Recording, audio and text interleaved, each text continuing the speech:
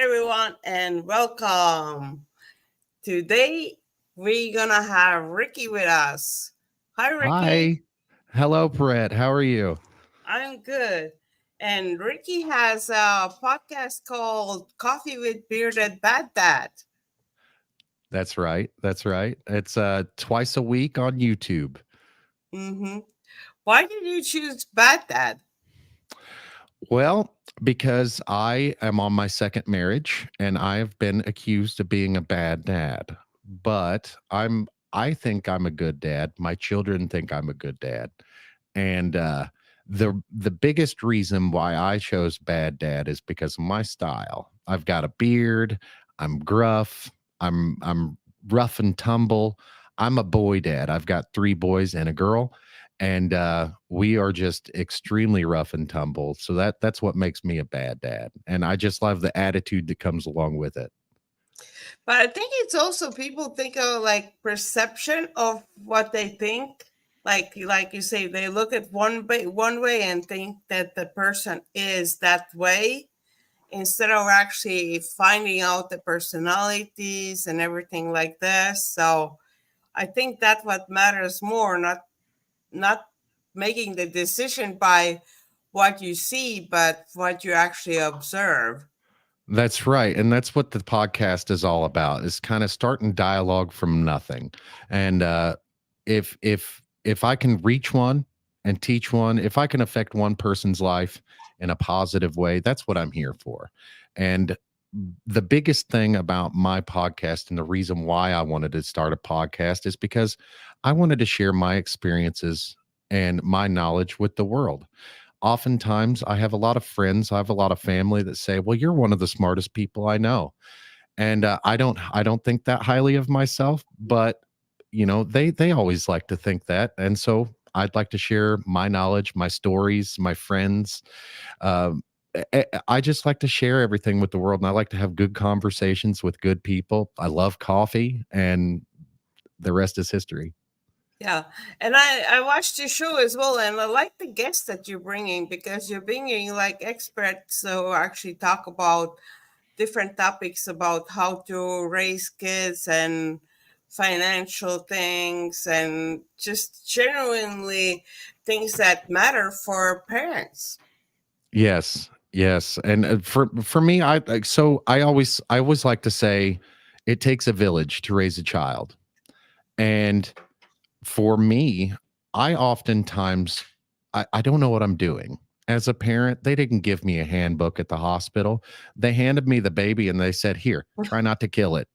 You know, and, and so there's no rule books in this, and I oftentimes struggle to figure out what to do. Am I doing the right thing with raising the kids? Am I giving them the right leg up in this world that they can have? Are they going to have an advantage because I'm their dad? And that's what I'm here for. Hmm.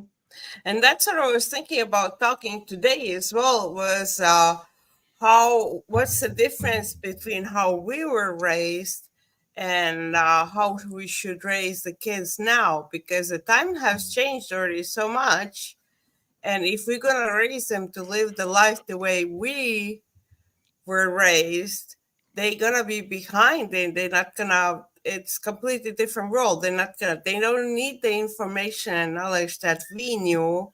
They need completely new knowledge. Everything is that gathered to the future that they're gonna have. Yeah, it's quite a bit different from now from when I was a kid. I'm only 39. So I'm not even 40 yet, and it's a huge difference between when I was a kid versus what these kids are dealing with today. Some might say they deal with even quite a bit more pressure in their life than what I dealt with when I was a kid, because there's the social media, the internet. There's so much knowledge these days that the kids have to sort through, and then there's so many expectations of these children that they oftentimes have to deal with real world adult problems. And that's just not, that's a big difference between when I was a kid and now. When I was a kid, I didn't have any of the pressures of society. I didn't have peer pressure. It was just like 20 people that I knew close to me. Now it's these kids are talking to hundreds of people online, and not my children, but lots of other children. Mm-hmm. Um, my children aren't online, um, and that is strictly as a safety aspect. It's hard for me to keep Mm-hmm. online, especially the older they get. So, um, we tried letting them have technology and social media and stuff, and then it became a problem, and we learned we had to adapt quickly on the fly because technology is changing so much. And I cannot, as a 39-year-old parent, it makes me feel stupid to have these devices in my hand that can you have the power of the world in your hand. I don't even know how to use it. There's Mm-hmm. things about my cell phone I don't know how to use. So Mm-hmm. it's pretty wild that all these kids today know how to use these things and they know everything about technology, and the difference between the way we were raised and the way these kids are raised today. I think we talked on it, touched on it a little bit on the podcast that you did with me, the Mm-hmm. independence of children. Mm-hmm. Our children don't have any independence here in the United States. Um, No. they they they get that independence somewhere in their teens, where they should be getting it in as toddlers. So I actually think like some of them don't even get it in their teens. They don't even get it no, in their early adulthood. I was They just reading still, something the other day that said something like, there's a bunch of teenagers in their that are turning into their 20s that don't have driver's licenses. They just Mhm. don't want to learn how to drive. Yeah. And not just that, but just like regular everyday things. They don't know how to have the responsibility or even go to the store and buy something, you know? Right. Everything Right. is done for them instead of teaching them how to do it. Well, before we started recording, we were talking about doing things on paper and how I can't. I struggle dealing with digital calendars sometimes, and just that learning curve. And we were talking about paper money versus digital money. Well, part of the issue I have with digital money is keeping a balance, keeping a ledger. That's a problem because digital money right now, you can spend the money and not be able to keep a a ledger that's Hmm. current, and we don't teach our children to write this stuff down. We don't keep checkbooks like we used to. In my head, I don't have enough money to I don't have enough money to lose track of it. But if I did, I would struggle to keep track of the money digitally. I would have to write everything down. And the Hmm. children that are coming up nowadays, they don't have that. And so oftentimes they run around with this card and they just swipe it. They don't care about what's coming off the card. They don't care about what's going into the bank account. They just swipe. And I Hmm. think it makes it so easy to spend your money that way. And so sometimes when funds are tight, I like to keep it in cash because then I can physically see it leave my wallet. And I have to take that extra step to think, like, should I spend this $5? And so that's one of the huge differences and huge disadvantages to digital money is because our kids don't know math. They are it's a digital calculator world. And so keeping ledgers, I think, will be difficult for the generations coming up. And then that's our job as parents, that we have to intercept that and we have to teach them, okay, this is how we did it, but things are going to be a little different for you because you live in a digital world. But it's absolutely imperative that you keep an eye and keep track of your spending. And now there's, even in 2024, there's applications that you can put on your Hmm. phone that help you keep track of that stuff and that helps you budget what you've spent, and it will send alerts to your phone and say, "Up, you've hit your limit. Stop Hmm. now." And I think things like that'll be helpful. Yeah. And that's why, like, what I was pointing out, like, we have to understand that we don't have to teach them we have to kind of let them guide them to what the standard thing is, but we don't have to teach them how to use the ledger, but we have to teach them how to understand the money, but like apply that somehow in a digital world, like you're saying, like have those applications where you can track, Yeah. because that's what they know. They will know, they're gonna know how to use those applications, as long as you have to be aware of it. And with all the digital things, a lot of the things as well, I don't know how to use it, but I will let my daughter to figure out by herself. Like I'll give the program to her, like some 3D. She likes drawing and everything. I give her 3D programs that I don't know how to use, but I give them to her and say like just figure it out, and she figures out how to use them and like do all the drawings that she needs. And that's a good thing, I think, because the world's just going to be different. It's going to be so much digital. If you watch some of the videos from like what they have from China, and you can see they have, their world is a lot, like I think 50% more at least digital that it's in US right now. Yes, yes, we that goes to that independence thing that we were talking Mm-hmm. about, independence and raising children with independence. That's one of those things that would be uh the differences between the United States and a lot of other cultures Mm-hmm. that start that independence early is like you were saying, you just hand it to them and say, here, figure it out. And Mm-hmm. I was talking about that with my friend here a little earlier, how when my son was a little guy, when he was 2 or 3, and you could kind of hear him in the background kind of screaming. Mm-hmm. He's 5, he's autistic. And when he was a little guy, when he was about 2 or 3, when he was learning how to do things, there would be, a dangerous toy or tool out here in the garage, and he would go to play with it, and I would put it back in the back of the room, and where you'd have to climb through and do obstacles to get it. And my wife would be here in the garage talking with me, and he'd escape and try to get that tool out of the back. And my wife would go to stop him, and I'm like, nope. If he can get it, he can play with it. And that's independence, letting them make their own decisions, figuring out how to problem solve on their own. And, if they win, let them win, you know? Mm-hmm.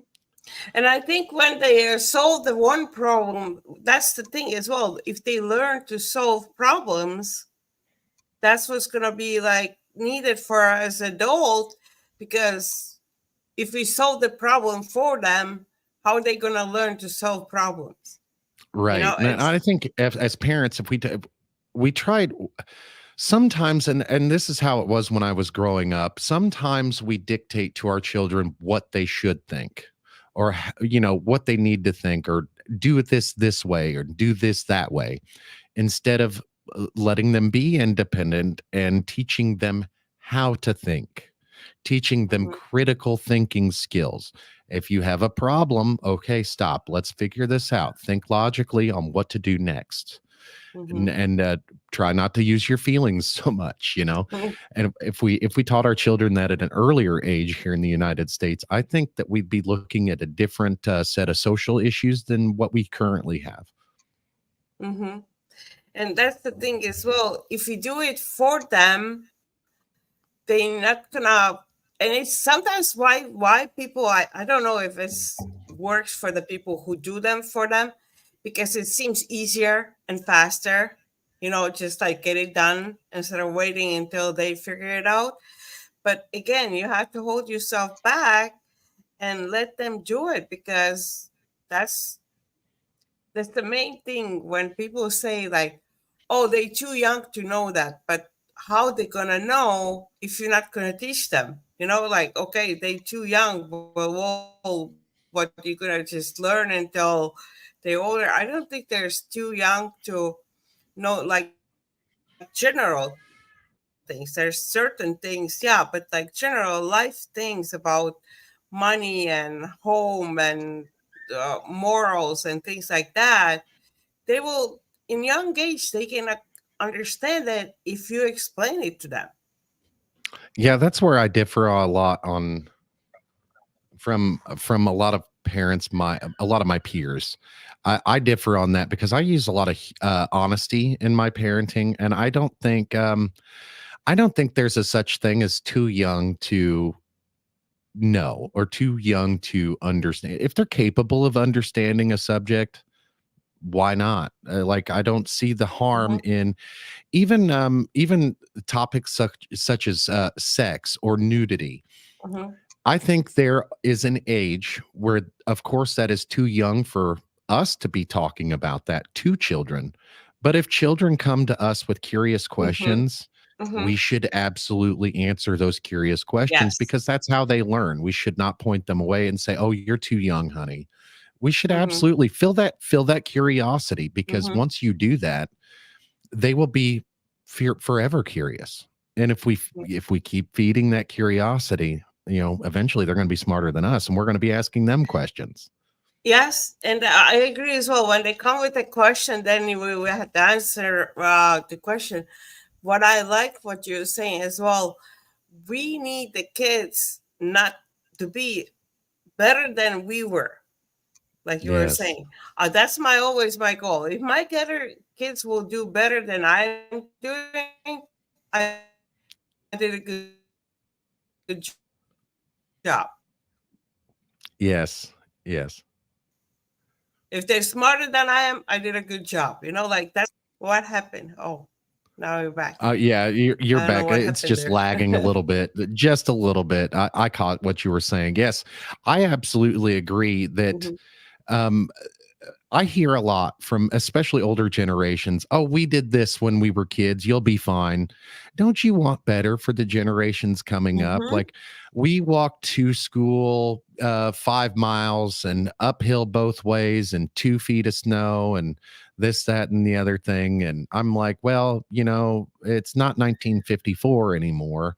Sometimes we do have to do modern things. And it is we shouldn't always want to our children to suffer or the next generations to suffer simply because we did. Now, Mhm. I think there is a little bit of I think we do need to struggle sometimes. I think there's something to be said about going through those struggles. Um, and that doesn't necessarily mean if you're affluent, if you're wealthy, wealthy people have a whole different set of issues than we do, than I do. And if even if you're wealthy, there's sometimes you just have to struggle, and it's that struggle that makes us strong. Mhm. And I grew up poor. I grew up really poor, and for me, I don't think it would be a disservice to my children if I didn't teach them the things I learned when I was poor, and Mhm. pass that knowledge down to them. Like canning food, that's a big one. How often do you see Americans canning their own food? Because Um, that's one of I those don't. things I that don't I know think how they to even do. know that it's possible. Most of them. Yes. There's some people who they have homesteads and something like this. They do it, and some people actually do it for fun, like nutritionists and people like that. When it goes to their profession, but average person doesn't probably know that it's possibility. Yeah, I live in the sixth largest city in Missouri, so I'm a city kid. And those are things that I know from when I was a kid, from growing up poor. That's essentially what it is. And those struggles taught me a lot of skills that are helpful in my adult life. And we don't struggle now, but I know how to. I know how to thrive in a I know how to thrive in times of difficulty. Like if funds are short, I know how to grow my own food, and I'm absolutely 100% capable of doing that. And I think that's a skill that is lost. I think that a lot of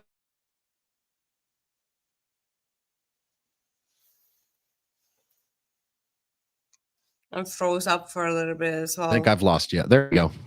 Hmm. Um, I think that that's some knowledge that we do need to pass down to our children because I think hard times are coming, and I think that if we don't teach our kids these things and don't pass these things down, it's going to be a lost art forever. And if we ever do have rough times, they're not going to be able to make it through it. So Well, what makes you think the hard times are coming? Because I don't think so. I think hard times are coming just because times are changing. I think that so here where I live, there's a lot of change going on politically. There's a lot of things changing at the grocery stores. I can't hardly afford to feed my family of four on any less than $400 a month. And that's what I think hard times are coming because I think that things are just too expensive right now. And I think things will be available, but I don't think not everybody will be able to have access to those things. Well, we right now in 2024, so we're gonna see what's the change gonna be in November. So that all depends on that as well, because I think the change happened with the last 4 years. The Oh change my happened goodness, because yes. 4 years ago you didn't think that hard times are 4 coming. years ago I wasn't broke. Yeah, exactly. And now that's like, oh, everybody, it's not just you, but there's most of America right now. The times are so different. So I think the point is like, because it changed so much from 4 years ago. So you might be thinking that it's going to be changing going worse, but it can also change to go better. So I'm there's That's two what I'm hoping options. for. Yeah. That's absolutely what I'm hoping for. And I do think um you okay with talking politics here? Yeah. I do think if Trump gets elected, I do think that things are going to start changing for the better. That's my personal opinion. I believe that I believe right now the difficulties brought on to our economy is kind of it's a double-edged sword. I think it was part of the vote. Part of it was caused by a dislike of Trump, and I don't know why people would tear down good policies because they don't like the person.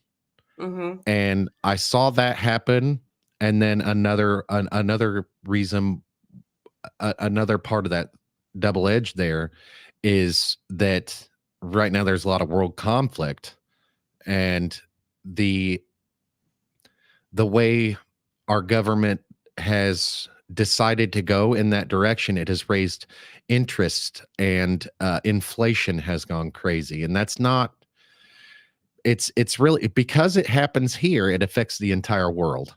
Yeah, And it's exactly. kind of wild that, but that's the double-edged sword I see. I do think that if Trump's elected in November, things will happen on the positive side and kind of reverse some of the things that have been going on in the last 4 years. I think especially grocery prices.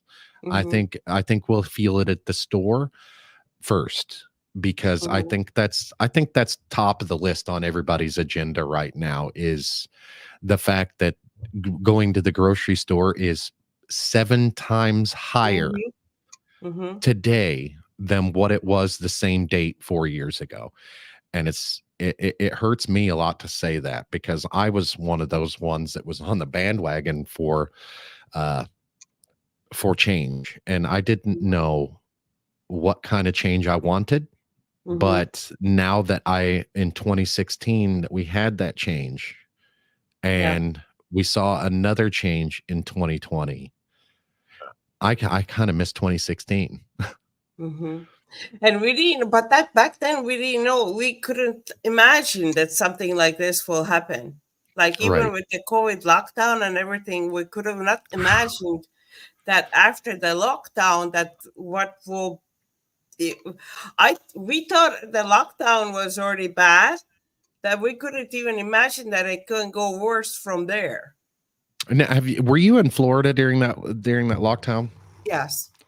So I visited Florida during that lockdown, and it was one of the most free places in the United States, and I'm proud of you guys for keeping that up there. It was Mm-hmm. you want to talk about weird. I think COVID and the lockdowns, I think that didn't necessarily exacerbate problems. It just let us be aware of those problems. It Mm-hmm. came it brought those problems, and like for instance, most everything is made in China. That became a problem because China closed their ports and we couldn't get anything from China. Mm-hmm. Mm-hmm. And so I think I think all of that stuff kind of reared its head during those lockdowns and made people aware of some issues that were going on that needed attention. And one of those issues is supply lines. We need to have redundant Mm-hmm. supply lines. And I'm not saying move everything out of China. What I'm saying is maybe we don't have everything in China.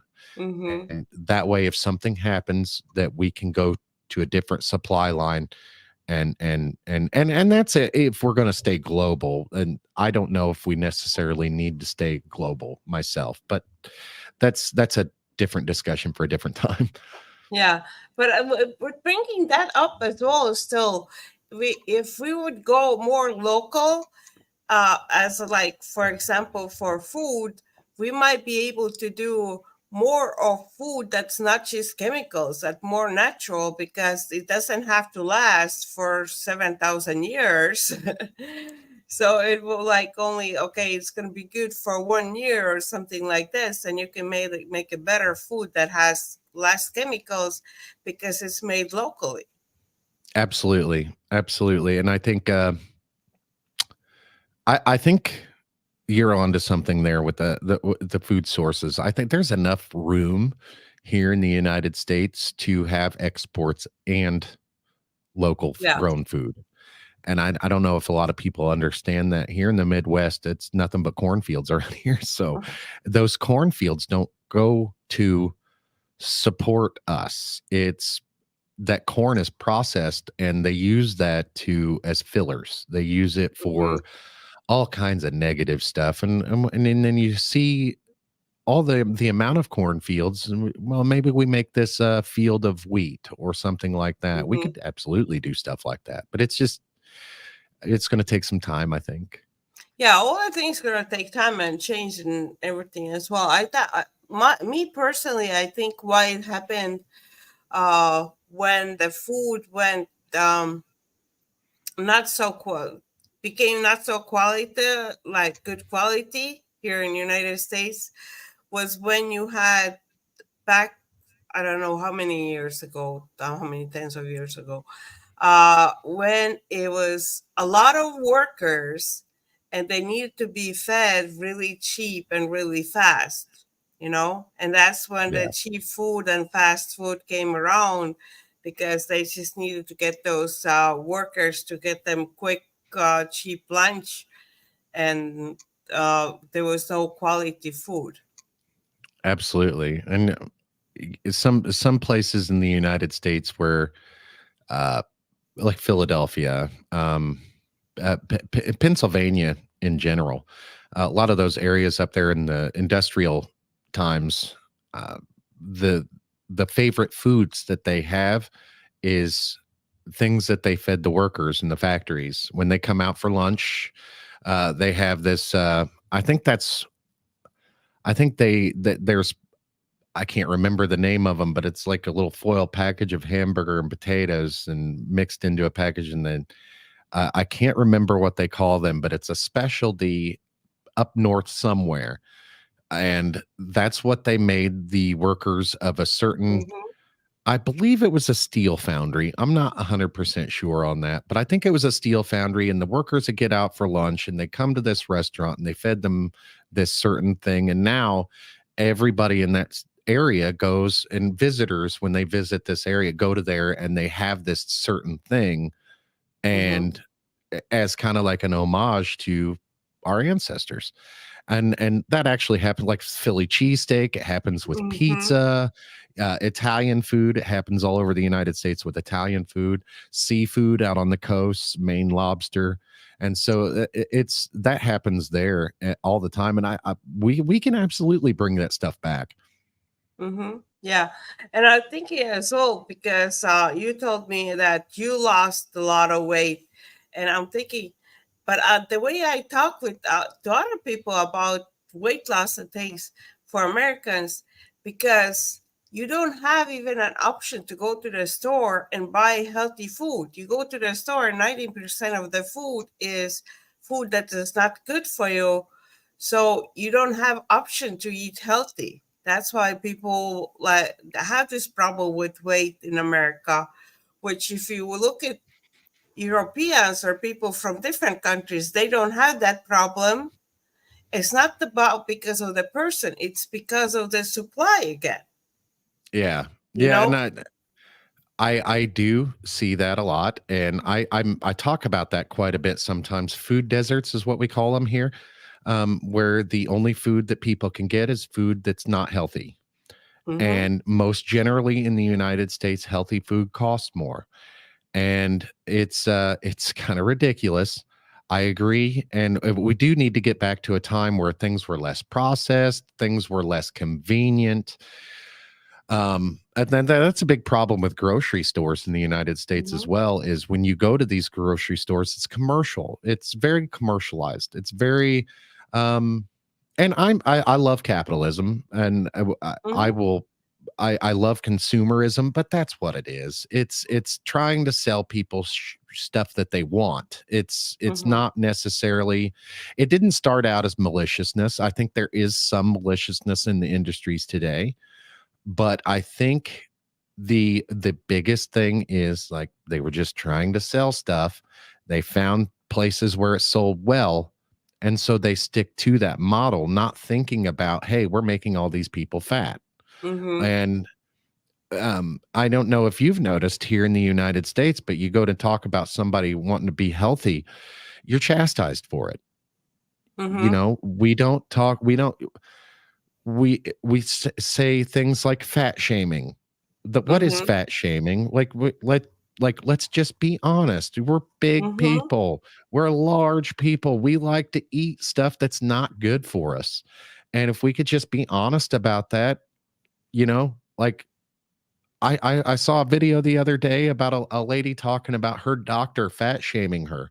Your doctor was not fat shaming you. He was trying to tell you that you're unhealthy and you need to lose weight. And I don't take any of that personally because I go to a doctor to help me. And if Mm-hmm. my doctor is telling me, "Hey, big boy, you need to lose some weight," no, I'm not going to be mad at him. I'm going to Mm-hmm. be like, "You are right. If I'm being honest with myself, I am way too big." And I was at my heaviest, I was 520 pounds. Oh. I have lost 300 pounds. And it's easy to sit back and blame my weight issue on crappy food uh, and other people, but I have to take responsibility for myself. And I knew growing up, I knew the right foods and I knew how to eat correctly. But there's a thing in the United States that we don't eat. We should, food should be fuel. Mm-hmm. We should eat to survive. We should eat to live, not live to eat. Mm-hmm. And I think there's something broken in our culture where we look at food as something that's a pastime, a hobby. We Mm. need to look at Okay. food as more of we have to eat to Mm-hmm. be able to live. Mm-hmm. And a lot of people don't know this, but you don't have to eat every day. That's not a thing. Like back in ancient Mm-hmm. times, they did not eat every day. Mm-hmm. You do need to drink water every day, but a lot of Americans don't drink water either. Mm-hmm. Yeah. And if you look back, just even, I think that if you really look back in the 50s, people's bodies are American bodies. They're really healthy. But even if you go still to the 90s is still really healthy as well. And somewhere there in the 90s, they start changing all the things. They start selling more of junk food portions. I guess maybe that's when the portions got bigger. And Well, if you also want to what? be, if you want to know some history on why that happened, And how that happened, you got to go all the way back to World War II. Okay. And so in 1941, the United States joined the World War II effort. And when that happened, we had all our able bodied men on the front lines. Mm-hmm. So women had to come in and run the factories. And when women had to come in and run the factories, there was nobody home to cook. So Okay. that left the big corporations to come in. And that's where uh, frozen meals that you just pop in the microwave, that's where that Mm-hmm. came from, is because all the women were working and they had to feed their kids. And so the big corporations made frozen meals just to pop in the microwave. And that is the beginning of, and I think they had healthy portion sizes before that, but that was Mm-hmm. really the beginning of industrialized food in the United States. Mm-hmm. And well, I'll tell you what happened with the clothing as well. I don't know for men, but for women, what had happened in the clothing history as well. They changed, like you were talking before about body shaming. Yeah. They changed the sizes.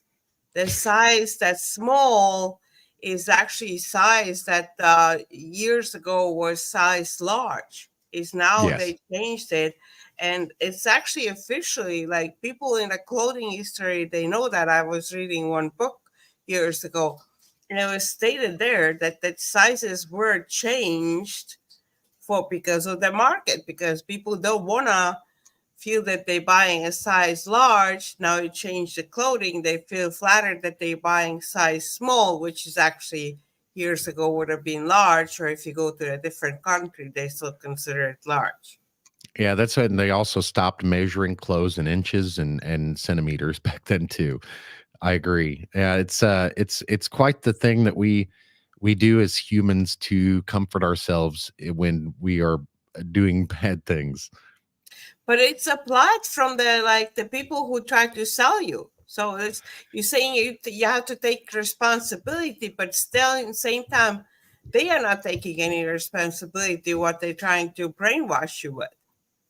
Yes, I agree with that too, and that's a negative side effect of consumerism and Mm-hmm. capitalism. I don't think I do think that I do think that a lot of the responsibility still comes down on the consumer, because if we're spending money on things, we should absolutely know what we're spending money on. I think where the disconnect comes is the people that sell the things are allowed to use psychology to sell the things. And I was just taking a marketing questionnaire not too long ago, and in this marketing questionnaire, it said if somebody sees a piece of marketing three times, it doesn't matter if they really want the product. Three times is the magic number. If they see or hear an advertisement three or more times, they're more likely to buy that product, Mm-hmm. just from subconscious and subliminal messaging. And I'm not really with that, but I believe we should all be a little bit smarter than what we are too. So Mm-hmm. I think that that's what I'm hoping for as well. We're going to be changing education, educational system and everything. Because, but I think a good thing is that people become more aware of it. Because same thing again, the digital way we connect with each other online, and but even just podcasts like yours and mine, where people like regular people get to talk about it. Like before, it was only like people who were on TV and they were telling everybody, this is the way it is, this is what you believe. Now, regular people, can get together and publicly discuss things. yeah, my friend Igor and I were just talking about that not too long ago, or just a little while ago, about the internet and how the internet made information more available, and the knowledge that we are able to have, and just these discussions and conversations like you and I are having. I'm sure we don't agree on everything, Mm-hmm. but the fact is, the thing is, we are having dialogue. We are having a conversation. We aren't yelling at each other. Um, and even if in this conversation, if we disagreed on something, that's why we're talking. Mm-hmm. That's, we can work that out with words, and we can have that understanding between two people, and we don't have to be malicious about it. Mm-hmm. And also, it gives us a way to think differently. If we hear somebody, if you're always surrounded with people who say the same things, we never gonna even think that there's a different way. But this way, you can hear somebody else's opinion. You don't have, like you said, you don't have to agree, but you might come up with some kind of third solution for that thing, Right. third And I way of think thinking sometimes of we it. also, I think sometimes we also think out loud, especially if we're talking to somebody we don't know, or we may be talking about things that we don't really know about, or we are overconfident in things. And you're right about the echo chambers. If all you're talking to is one group of people that think one way, you're not gonna. That's just the way you're gonna think. It's called groupthink. And I that's absolutely. I like to listen to different news all over the world, and I like Mm-hmm. to hear what everybody's saying. I like to. I mean, obviously, I can't listen to news in countries where I don't understand the language. That's I do run through translation. I was also talking about I don't necessarily trust all translation services either. Mm-hmm. So I was just talking about that a little while ago. But Mm-hmm. I watch news, and I talk to different people from all over the world. One of my first podcasts that I was really proud of, I was talking to a guy in Scotland. I got up at 6 o'clock in the morning. Well, I actually got up at four to talk at 6 o'clock in the morning, but it was noon where he was, Mm-hmm. and I I wanted to talk to him about a little bit of cross culture stuff too, and find out how are things in Europe. What are things like there, and I have that curiosity, and I love talking to people, and I think that if there was more dialogue between people, especially people that don't agree, Mm-hmm. then it would help alleviate some of the social issues that we have going on right now. I think a big part of the problem, especially here in the United States, is right and left are so divided they won't talk to each other. And when they do talk to each other, it's the blame game instead of talking about common ground and moving from there and talking about things that we do agree on, and finding out that we're probably more alike than what we realize. Mm-hmm.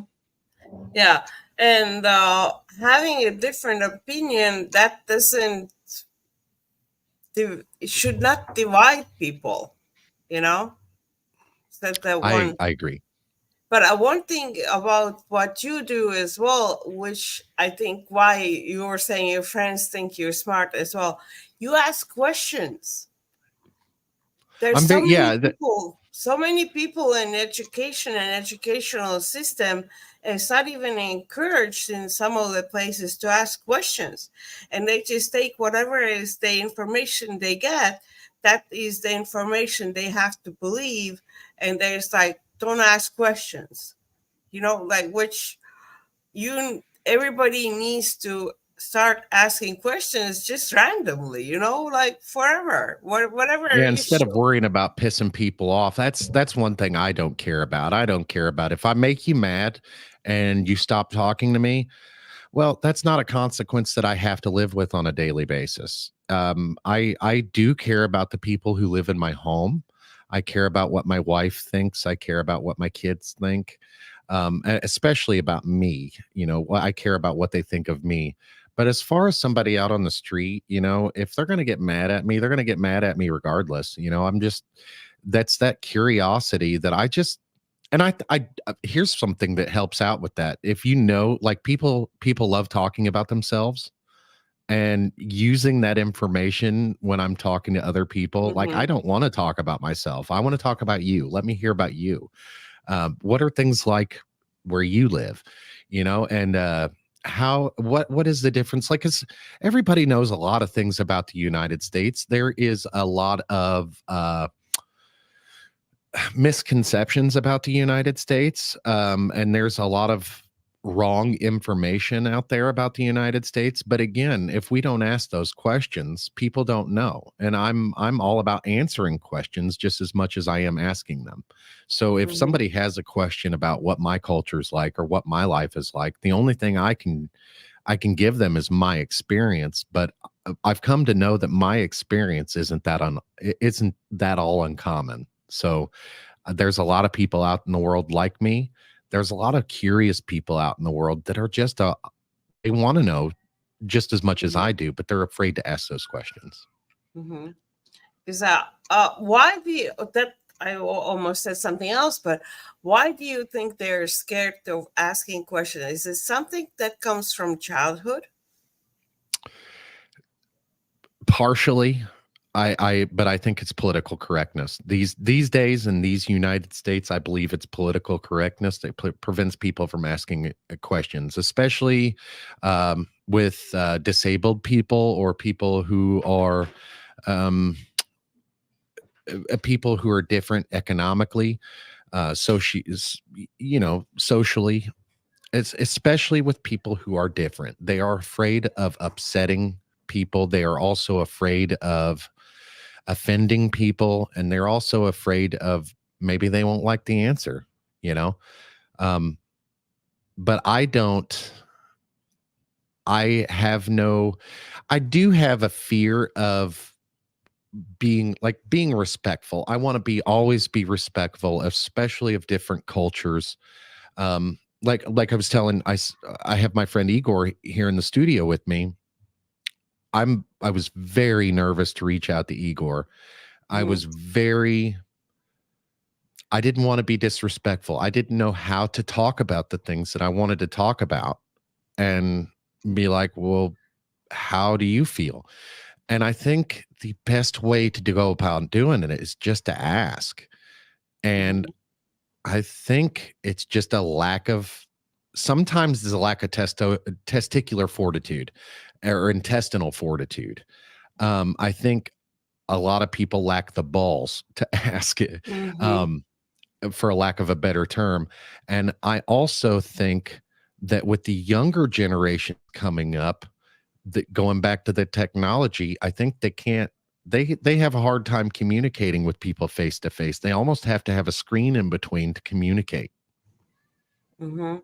That somehow that has to be changed as well. I understand what you're saying. So in the future, they have to figure out how to use the digital screens and all this, but still have the human connection as well. That's really important not to get lost. So I we'll think see I, how th- that I will. think a good thing to do would be for parents just to when you go out to dinner, no phones, no screens. Go out to dinner. If you're at the kitchen, if you're at the dining table at home, no screens.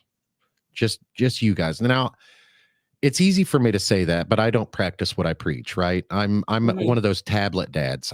My kid is in there right now on a tablet, on a screen, and but we are very cognizant of those issues that screen time presents. And one of the things that I like to do when we go out to dinner, I like my kids to order their own food. That's just one of those things Mhm. that these kids are having trouble doing these days. Is ordering food at restaurants.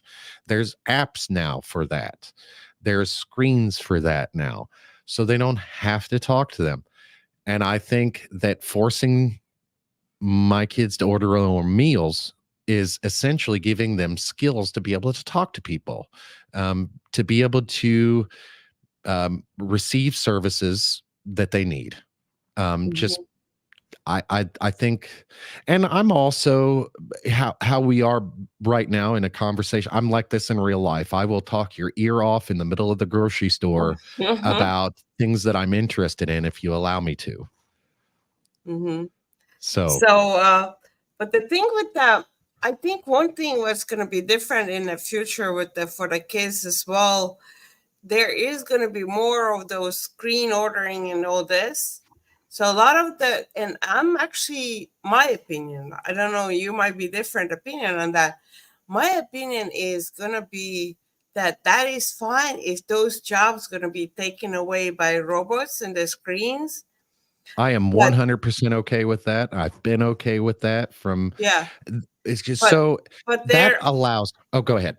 Oh, well, let me explain first what my opinion were that, because then those people, because those people, they don't actually want to be there serving and doing all those jobs. They need some kind of different job that's more fulfilling for them. And if they're gonna, we just have to figure out what kind of job they can do so the robots can do those robotic jobs, and people can have some kind of people and people to people jobs that not just robotic, like smile and give them a coffee, it's not, doesn't fulfill their, it doesn't even give them some kind of need to be something more. Yes, I absolutely agree with that. I have been with automation from when people first started talking about it, and then you had the other side saying, "Oh, we're going to lose all these jobs," and I'm like, "Is that such a terrible thing? Like these people don't want to work there." Like, Mm-hmm. like I go to McDonald's and I order some food at McDonald's. Those people are not happy to be there. Mm-hmm. So I am okay if I get my crappy McDonald's meal served to me by a robot. Mm-hmm. I maybe McDonald's is a bad because I don't go to But McDonald's, still, yeah, no, I understand what you mean. but yeah, it's one of those things that I'm absolutely for that because it gives the people that are working there a chance to do something better. It gives them Mm-hmm. a chance to do something that maybe a robot can't do, Mm-hmm. and so or artistic things, Yeah. whatever they may want to get into. There's something that's one thing that's changed between now and I was a kid. There are so many different ways to make money. Mm-hmm. It's crazy. Like right now, making content creation, Mm-hmm. that is it pays well. Yeah. So it's one of those things that I'm not making any money on it yet, but I just started like 7 months ago. So Mm-hmm. it's one of those. It does take a little bit to build up an audience or um, a loyal fan base, but once you have that, it's so easy to make money on it, Mm-hmm. and it lends to creativity. It allows us to be more creative. And if those people weren't working at, say, McDonald's or um, any of the industries that could really be automated, if they weren't working there, they would work somewhere Mm-hmm. and they would be able to do more things. And it would allow us to change the it would allow us to change the industries as a whole to not be so hard on human bodies. And it Mm-hmm. would allow us to maybe not use robots for everything, but use robots to supplement our labor and Mm-hmm. make labor not so laborious, make human bodies and make it easier on human bodies. But there's always going to be places around the world where labor is going to be a thing. And Yeah. think about the dangerous jobs that are done in third world countries that just being good neighbors, we could offer them robots and say, here, this is worth 50 humans, Mm-hmm. do your worst and think about how many lives that might save. Mm-hmm. And also, people it's different again in Europe, where in some of the countries in Europe, people have from their workplace, it's already considered to have, you have to have 30 days off, paid work, paid vacation, 30 days, which for American would be crazy to think of that. But there's Yes. countries in Europe where they actually have to take those 30 days off from work and they get paid for it. And but then in the future as well, people here, and every country is different, but they just have to find the ways how to have that, what to do with that free time, because Yes. so many people are used to just like working, working, working, but that is not working anymore. Before it Yes. did. Before it was okay. You work. I agree, but before, like, I think our parents' time, it's like you did hard work, you got paid fairly, and you were able to have a good life, like normal life. But now it's not anymore. You do like you can do three jobs, and people can do three jobs, and they still can't afford normal life. So Yeah, that's my not wife and I okay. have two. Yeah. So I say my wife and I have two. I'm a stay-at-home dad. I've been a Mm-hmm. stay-at-home dad for 10 years, and that's part of where the name for the podcast comes from because I'm bad dad, you know. But anyway, um, I've been a stay-at-home dad for 10 years. My wife works full-time job. She also has a second job that she Mm-hmm. goes and does at night, and I help her with that second job.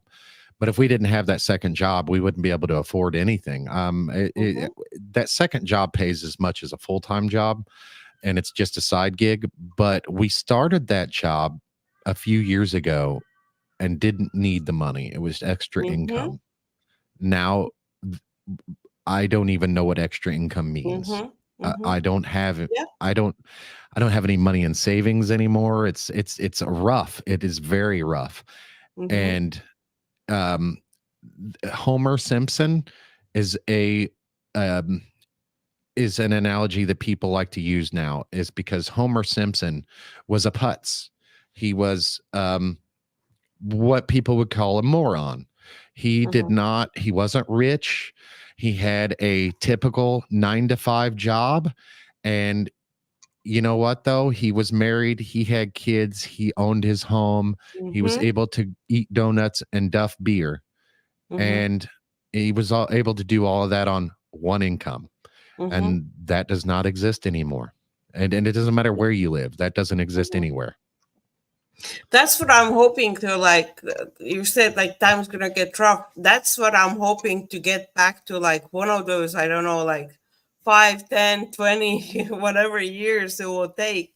But that's where I'm hoping that people will get back to where you're able to do what you have to do. Or I think even with the digital world, to have some kind of digital income to come in. So Yeah. you have everything supplied with the digital income, and then you have this your own time, a lot of free time that you actually do human things, pleasurable things like travel, be with your family, Raising kids, garden, raising go kids. garden and make your own food and all the things, because we have to figure it back out so we don't have to be at work 24/7. Oh, I'm you're speaking my language, man. Mm-hmm. I'm all about that. I spending time with the family, with the kids, raising the kids, that is so important. And people miss out on so much because they have to work so hard. Mm-hmm. And that's part of the reason why kids aren't very independent today is because they're not home annoying their parents and their parents aren't telling them, get away from me, you know? So I think that's how I became independent. That's how I was raised was my parents kicked me out the door when it was first light and I wasn't allowed to come home until the lights came on or the street lights, you know? Mm-hmm. And that's one of those things like my kids don't do that, but they're allowed to, you know? I sometimes I need to force them to go outside and that's one of those things that we didn't have to worry about when we were kids. We always wanted to be outside. Mm-hmm. But in when I said I think things are going to get tough, I think things are going to get worse before they get better. Mm-hmm. And if the past is any indication of the future, I think there's going to be some rough times for, you know, not everybody, but I think a good portion of the population is going to have struggles. Right now, like my struggles are hitting me right now, Mm-hmm. whereas the struggles that I'm having, most of the people that didn't live here in the Midwest were having those issues 2 years ago. And Mm-hmm. so um, that's these but we're still dealing with COVID issues where I live, Mm-hmm. and shutdown issues that we did not have 2 years ago. It took a long time for those issues to hit the Midwest, and now that they're here, it's a little bit different than, the coastal areas where you may have supplies there, 2 weeks after you ordered them. It may be 2 months for us to get them here, and that stuff's still happening here. Oh, wow. Yeah. Well, what's your friend Igor? How long he's been living here? Hi, hello. I I'm think living. can you scoot over here? There we go. Just scoot down a little bit down there. I Yeah. put the There we go. screen up Yeah. as well so we can There we see go. him. Hi, Hey. Igor. So Hi, I started hi. wondering how long you've been living in a country. Yeah, thank you for let me talk a little bit, and so I will. I have such a pleasure to listen to you conversation. It's reflecting some, also in my during my time here, and of course, as soon I have a background, different culture, raised in a post communist country. And so I live since 2000 in United States. So I came Oh, okay. as a student first for the international exchange program, learning language, and that's Mm-hmm. what my start was. And then like, little by little, I started establishing some of the company back in California, interesting about my skills. I've been apply for the work visa and start my journey here in the United States since that time. Yeah. So Yeah. now I have I'm self-employed. Have two small businesses that I run with my wife here in town, and so far I would not say we're making millions, but yeah, Ricky mentioned that no savings. We still on a fluctuates situation that required some creativity. That's what I'm see that we all about, So that's Mhm. what it helps us to all together unite and then come up with something that all conscious mind, like oneness. That's Mhm. what we need, and so Unity. yes, Unity. the unity. Yes, yes. So it's So still possible. It's still possible for people to go come in a country and start the things. And right. uh Well, I think Igor moved to the wrong place. Um, Yeah, people were saying you need to move to the west. Well, my story, I'm from the east coast of the country where I'm from, Russia. And when I moved really west. It was west in California state in the United States. So I was crossing through the whole country. My immigration point was in New York. Then school was in Colorado, and after a month being in Colorado school, I graduated and moved to California school, continue my study with language. So and then yeah, was application there that I submitted with a company, uh, Russian American company that I started mhm. my journey. So that's what it is. I think now I'm thinking about when I'm listening that I'm thinking that this is again goes back to me and Igor. We were raised differently that Hmm. the Americans are right now. So we know kind of how to do things differently while Americans they just know how everything is already done for them instead of trying Hmm. to do it for your like again You're going right. back to like everything's done for you instead of you trying to figure out how to do it. Right. Well, I Right. think the way you guys were raised is somewhat similar to what America used to be. I Mm-hmm. think Exactly. I think I think independence used to be a big thing, and you had mentioned that Americans are used to things being done for them. I think that's kind of where Igor and I are similar, is because I have a very unconventional take on life.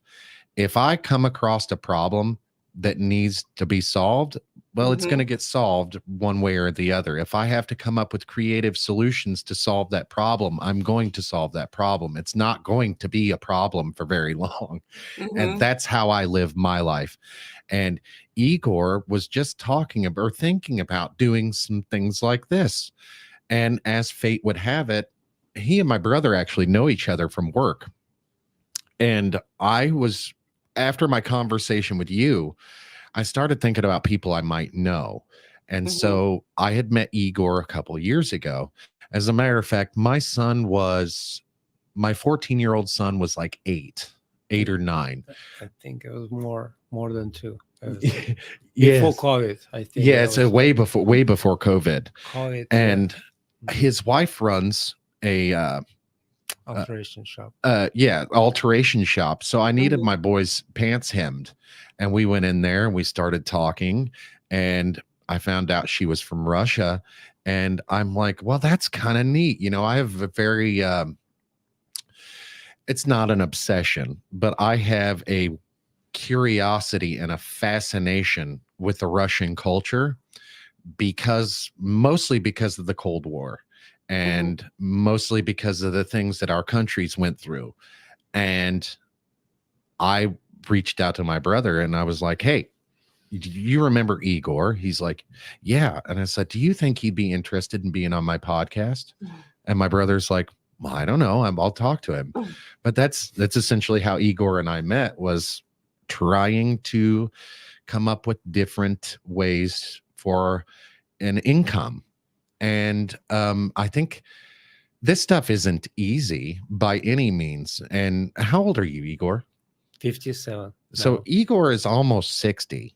And to Mm-hmm. transfer from the construction industry into something like this, it's not something a whole lot of people um, have experience in. And in America, a 57-year-old man going from construction to computers, unheard of. Mm-hmm. But Igor's willing to give it a shot. Mm-hmm. Igor is like, that's what I want to do. He sees this stuff and he's like, let's do this. And I Mm-hmm. love that. That's creative solutions, creative problems, creative solutions.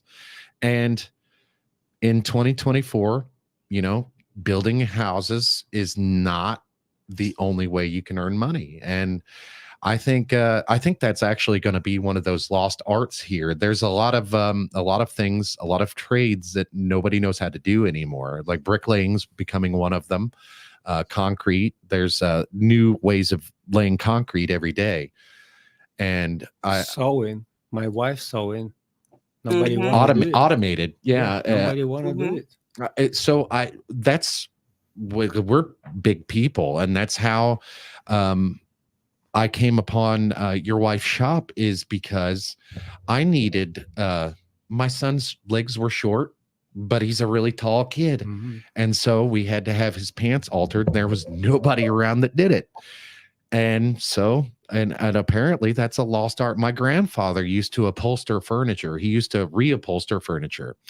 It's a lost art. Not a lot of people know how to do that anymore. Mm-hmm. And that's why in the future, some of those things, they might become like, if you have, again, like if you have digital income, you can do that, all those things, not as a hobby, but still as a work, but that's not your main income.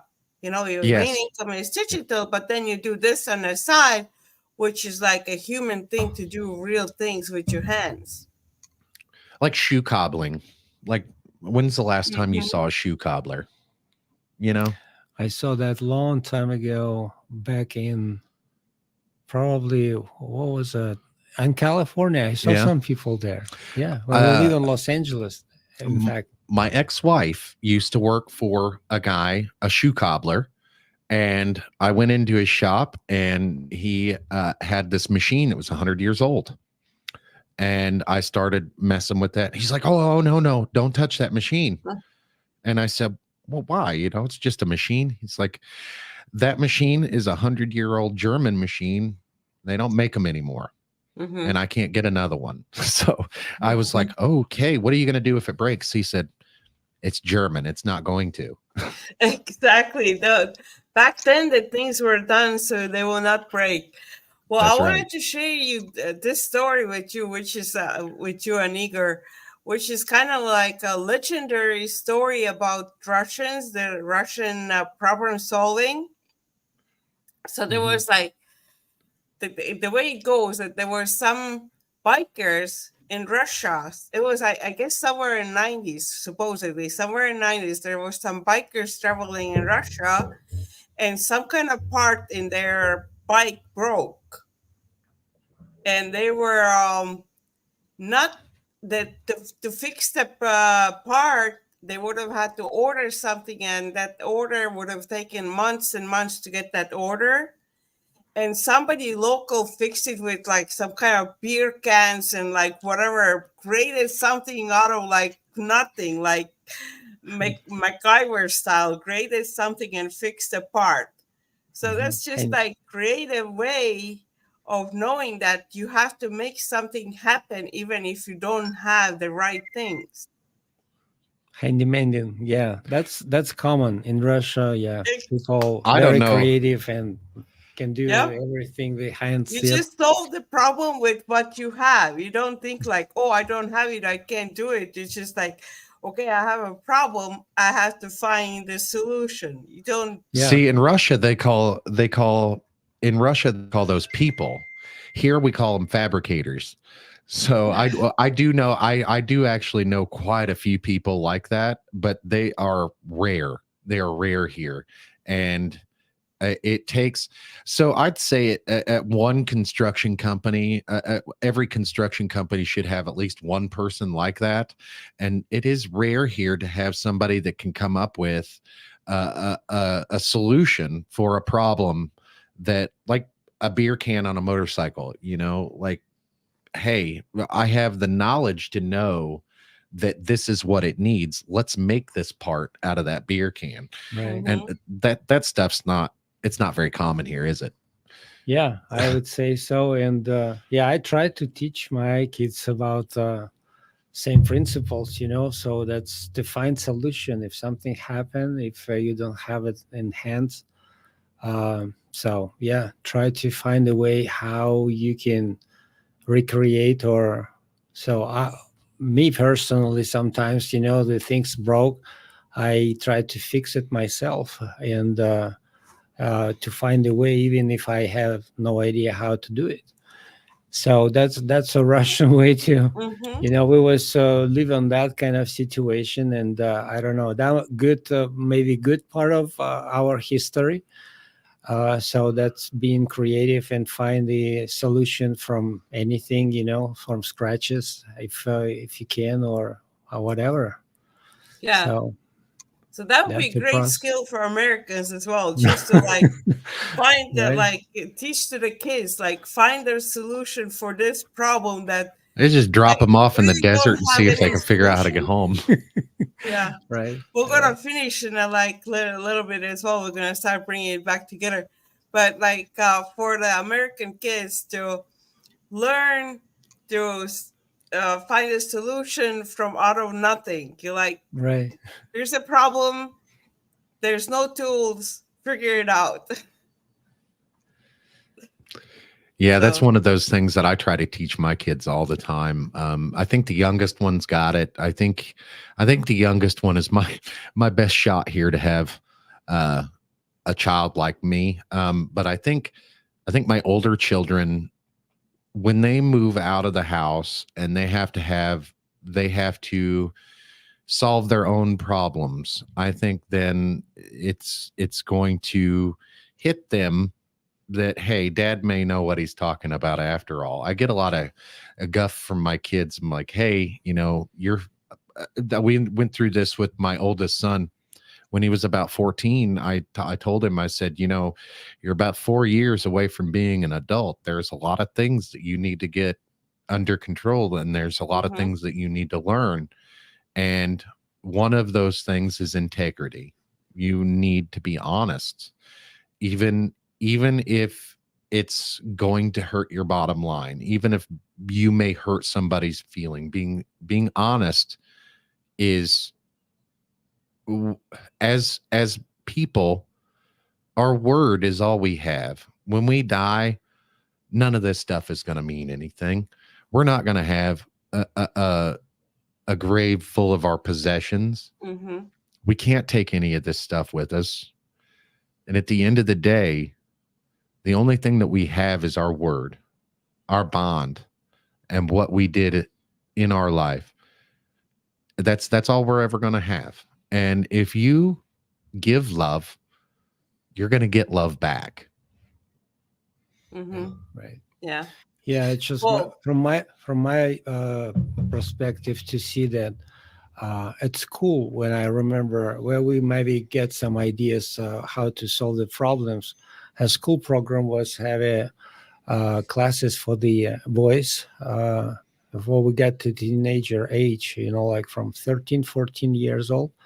At school, we had programs that once a week we was using different type of tools in making, you know, simple things like dog house or something, you know, for or a bird house or something like that, was using similar simple methods, nails, or doing some from scratches from the piece of metal, something, you know, that like for closing house, for example, you know, or to how to bend, how to nail, how to make a holes in it. So kind of things like that. For girls was sewing classes and cooking classes. So that's what I remember. That was what is it, 70s, 80s? Yeah, I think yeah, they're bringing they, that back here in American schools. At least here they are. I Yeah, think yeah, they're bringing it back. that's a good yeah, idea. that's So good that because I grew up with that as well. Just the basic life skills, that your right. everyday basic life skills, cooking, Hmm. like for the guys and things like that.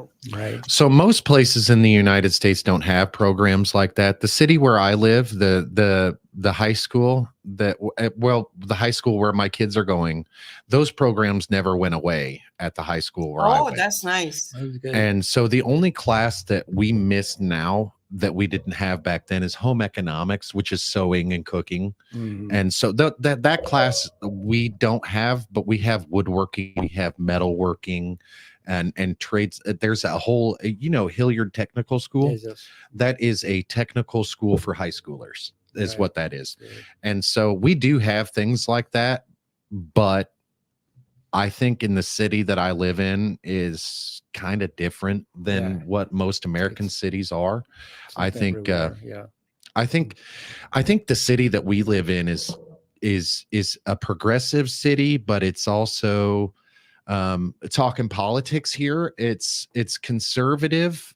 We live in a liberal city in a conservative state. Would you agree with that? Yes. Yeah. Yeah. And so I think that's part of the reason why we still have those things, because we're deeply rooted in the conservative culture, but we're also trying to trend upwards progressively to just stay on par with the rest of the country.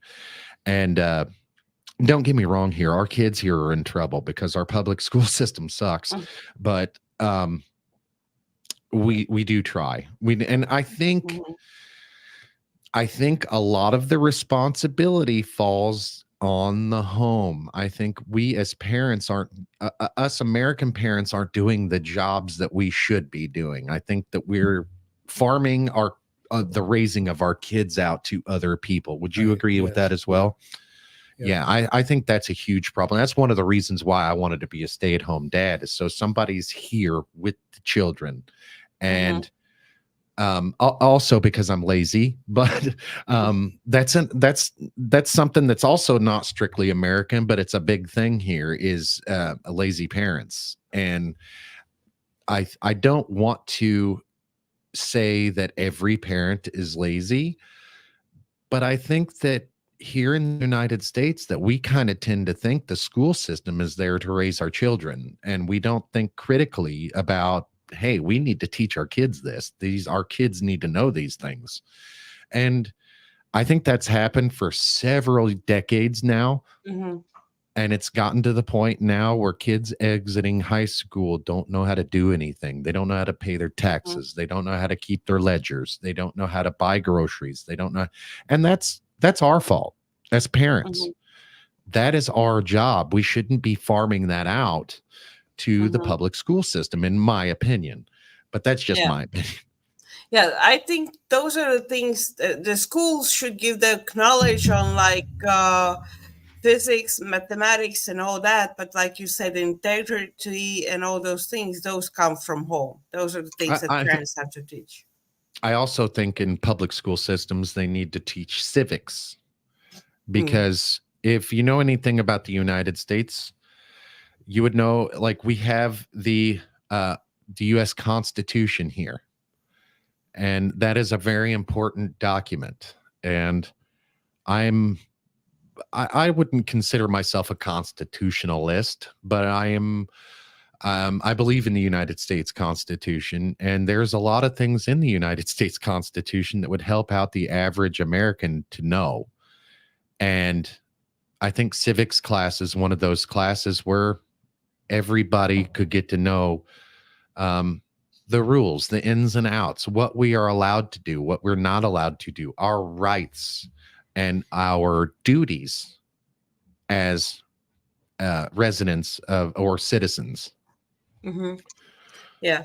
Well, let's wrap it up because we can talk forever for all those things. We might have to like Absolutely. do a different episodes on different thing as well again, because conversations with you are so good.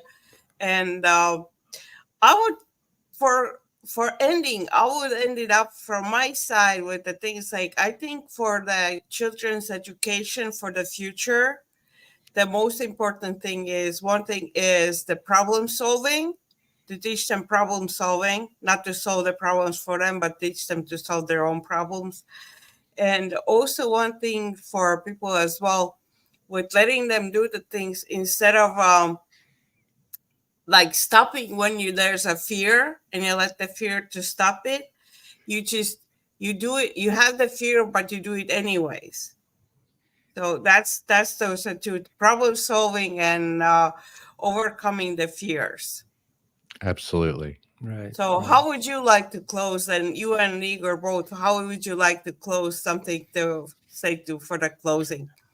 Well, let me quick my also idea about, because we have kids also was growing, and I have experience as a to share my experience as a dad. What I think that's most important things to develop the discipline of do anything at least 15 minutes a day.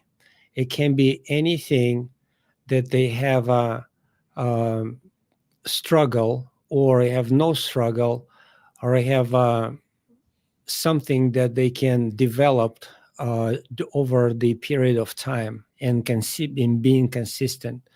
So it can be related to sports, music, arts, whatever, or just doing some regular routine at home, like, but they get 15 minutes. And so that develop discipline, and they can, if they have this set mindset in the mind, it's gonna be making huge progress in their life and lives others. Mm-hmm. I would say you went with independence, Perret, and you went with discipline. Mhm. I think I'm going to go with love. Love your Nice. kids. Right. Love Yeah. your Mhm. kids through everything, That'd be and have beautiful. Yeah. patience with them, Yeah. because Mm-hmm. at the end of the day, like I said, none of this shit matters. Right. Mm-hmm. None of it Mm-hmm. matters. And if we can all have a little bit of love Right. and a little bit of understanding, Yeah. I'm Yeah. totally agree. That's a Yeah, beautiful. you brought it Yeah. all nicely together. So Yeah, we're well, gonna end here. So thank you everybody who joined watching or watching it on a replay and everything. Most people watch it in a replay in years from now. Right now is 2024. So if our information have changed from what you know now, 10 years. I'm hoping somebody's watching it 2032. That was fun. Let us know what So year you're watching in the comments below. right. yeah, There exactly. you go. So and subscribe. Even if you're 20 to 32, still subscribe. And if you're watching now 2024, subscribe as well.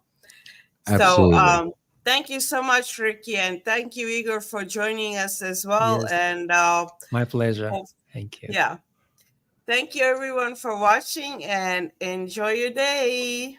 Bye now. Bye. Bye.